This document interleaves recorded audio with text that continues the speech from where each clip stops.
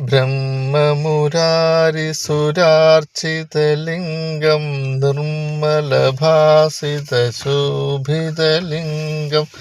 जन्मजदुःखविनाशकलिङ्गं तत्प्रणमामि सदा शिवलिङ्गम्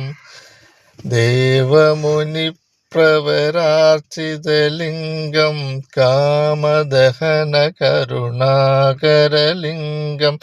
रावणदर्पविनाशनलिङ्गं तत्प्रणमामि सदा शिवलिङ्गम्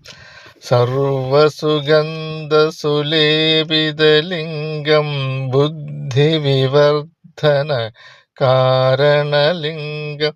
सिद्धसुरासुरवन्दितलिङ्गं तत्प्रणमामि सदा शिवलिङ्गं कनकमहामणिभूषितलिङ्गं फणिपतिवेष्टितशोभितलिङ्गं